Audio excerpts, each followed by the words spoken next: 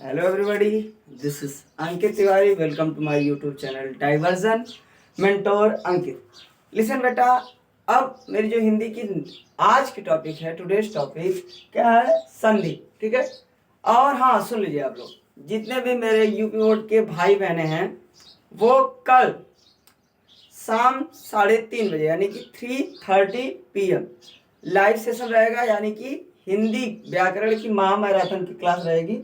आप लोगों का लाइव सेशन नियर अबाउट 45 या 1 आवर का रहेगा। उतने में मैं कोशिश करूंगा कि जितना भी व्याकरण का आपका पोर्शन है, फर्स्ट डिवीजन सब कुछ क्या हो एक बार में कवर, यानी कि आखिरी बार परीक्षा पर प्रहार हम लोग करेंगे कल कितने बजे? शाम 3:30 बजे। ठीक है, लाइव सेशन रहेगा, इसको मिस मत करिएगा, आप लोग जरूर देखिएगा। ठीक है, तो अब हम अपना बिना समय गवाए पढ़ते हैं संधि के बारे में। ठीक है, संधि होती क्या है? संधि का मतलब मेल या जोड़। संधि का शाब्दिक अर्थ क्या होता है मेरे लाडलो? मेल या जोड़ होता है। अब एक चीज आप लोगों को ये भी बता दे रहा हूं, समास पढ़ाया था तो समास में बताया था कि पदों का मेल हो जाता है, यानी कि दोनों पद जुड़ के क्या होते हैं, कोई नया अर्थ देना शुरू कर देते हैं। लेकिन संधि में किसका मेल होगा? वर्णों या शब्दों या अक्षरों का मेल होगा। ठीक है, वर्णों या अक्षरों का मेल होगा मेरे लाडलो। ठीक है, तो देखते हैं कैसे मेल होगा। संधि का शाब्दिक अर्थ होता है मेल या जोड़। संधि में वर्णों का मेल होता है, बताया संधि में किसका मेल होता है? वर्णों का मेल होता है। ठीक है, अब इसकी परिभाषा कहते हैं, ये क्या थी, इसके बारे में ओवरव्यू जानकारी थी कि क्या होती है संधि, कैसे होती है। अब संधि दो शब्दों के मिलने से जो वर्ण संबंधी परिवर्तन होता है, बताया कि वर्णों का मेल होगा, शब्दों का मेल होगा। ठीक है, लेकिन वर्ण संबंधी परिवर्तन हुआ, वर्ण संबंधी परिवर्तन होगा, वहीं पे हमारी क्या होगी? संधि। परिभाषा है, दो शब्दों के मिलने से जो वर्ण संबंधी परिवर्तन हो, जैसे अ और आ मिलके क्या हो गया? अ और आ मिलके क्या हो गया मेरे लाल? अ प्लस आ मिलके क्या हो जाएगा? बड़ा, यानी कि आ हो जाएगा। ठीक, तो यहाँ पे शब्द वर्ण अक्षर मिलेंगे तो क्या होगा? वर्ण संबंधी परिवर्तन होगा, यानी कि वर्ण ही क्या हो जाता है? बदल जाता है। वहां पे क्या हो जाएगा मेरे लाल? वहां पे संधि हो जाएगी। बात यहां तक समझ में आई? ठीक है, आई थिंक समझ में भी आई होगी। अब इसके संधि के हम लोग प्रकार देखते हैं। ठीक है, संधि के मुख्यतः 3 प्रकार होते हैं। संधि के 3 प्रकार होते हैं, जबकि स्वर संधि के 2 अपवाद भी होते हैं। उसको पढ़ने की अभी आप लोगों को आवश्यकता नहीं है, क्योंकि सामने एग्जाम है। सामने एग्जाम के दृष्टिकोण से जितनी जरूरतें हैं वो उतना ही हम लोग पढ़ेंगे। ठीक है, तो संधि के कितने भेद होते हैं? 3 भेद होते हैं, स्वर संधि, व्यंजन संधि और विसर्ग संधि। अब देखो, स्वर संधि किसे कहते हैं? जब स्वर प्लस स्वर, यानी कि स्वर वर्णों का मेल किससे हो? स्वर वर्ण से हो, और क्या उत्पन्न होगा? स्वर उत्पन्न होगा। वहां पे क्या हो जाता है?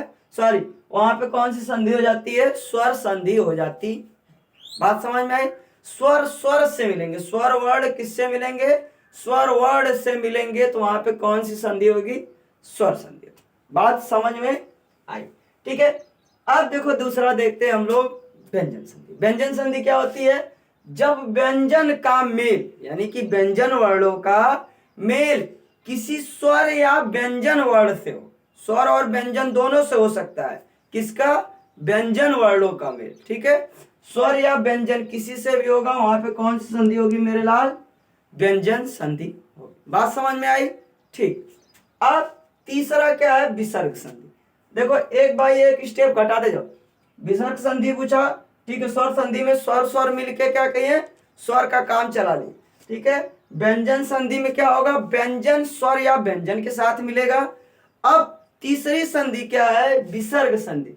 विसर्ग संधि में व्यंजन का विसर्ग से मेल होगा, या फिर विसर्ग का मेल व्यंजन से होगा। विसर्ग वर्णों का मेल किससे होगा? व्यंजन से होगा। देखो दिया, व्यंजन का विसर्ग से या विसर्ग का व्यंजन से मेल होगा, तो वहां पे कौन सी संधि होगी? अपनी व्यंजन संधि होगी। ठीक, अब देखो, स्वर संधि में बस आप लोगों को एक संधि पढ़नी है, वो भी संस्कृत वाली, संस्कृत परिचय का आप लोगों में वो वाली संधि पढ़नी है। बस एक संधि, यानी कि अपनी कौन सी संधि? यड़ संधि।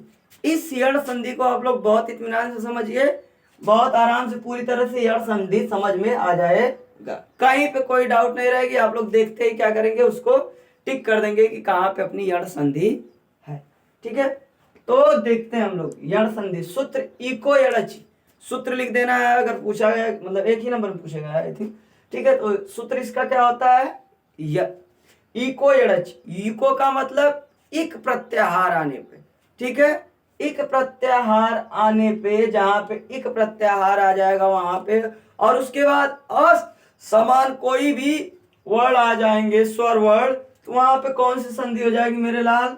यड़ संधि हो जाएगी। ध्यान देना है क्या, इक प्रत्याहार आएगा और उसके बाद कोई भी असमान स्वर आ जाएगा, चाहे अ आए, चाहे आ आए, चाहे ई आए, चाहे ए आए, री कुछ भी आए, ओ कुछ भी आए, लेकिन वहां पे कौन सी संधि हो जाएगी?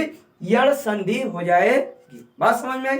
देखो अब इस सूत्र का मैं विस्तार कर दिया, चाहे वो ह्रस्व ई आए, चाहे दीर्घ ई आए, चाहे ह्रस्व उ आए, चाहे दीर्घ हो, यानी छोटा हो बड़ा हो। ठीक है, इसमें कंफ्यूजन मत आप लोग पालिएगा। ठीक है, चाहे वो ह्रस्व री आए, चाहे दीर्घ री आए, चाहे ह्रस्व री आए, चाहे दीर्घ री आए, वहां पे उसके जगह पे, ठीक है,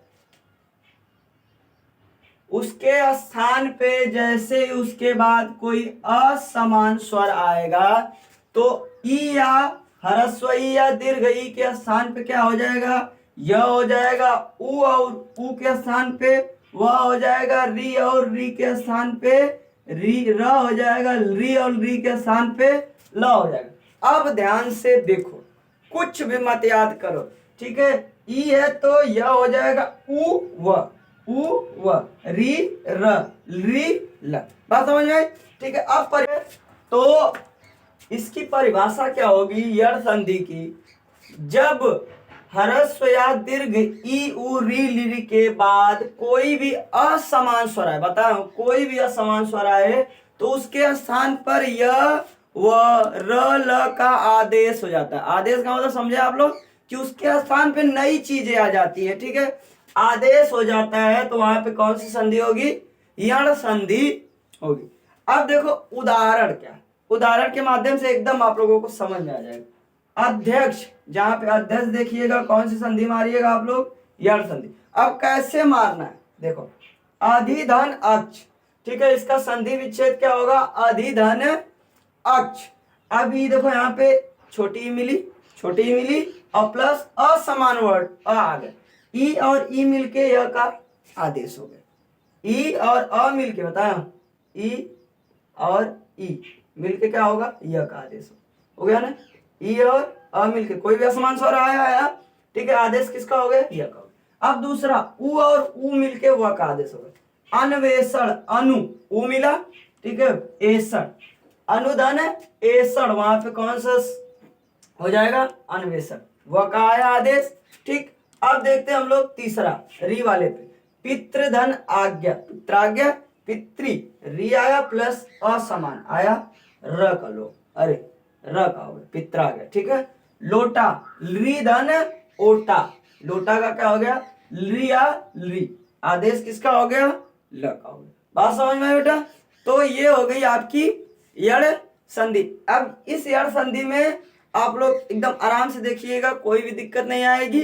यड़ संधि मैंने अपने बहुत कोशिश की कि आप लोगों को समझ में आए। हाँ, लेकिन इस जो वीडियो है उसको लाइक शेयर कर दीजिएगा, ताकि आपके जितने भी कलीग्स हैं, यानी कि आपके भाई बंधु, आपके दोस्त, आपके सहपाठी, आपके रिश्तेदार, उनका भी ताकि भगवान भला करे। ठीक है, थैंक्स। और हाँ सुनिए, कल शाम 3:30 बजे, जाते जाते मैं बता दे रहा हूं, कल शाम 3:30 बजे, ठीक है, टुमारो 3:30 PM, ठीक है, कल 3:30 यानी कि 15 तारीख को मेरा लाइव सेशन रहेगा, हिंदी के व्याकरण का महामैराथन। ठीक है, तो इस चीज को भी आप लोग याद रखिएगा और कल मेरे साथ अवश्य जुड़िएगा। Thanks all of you.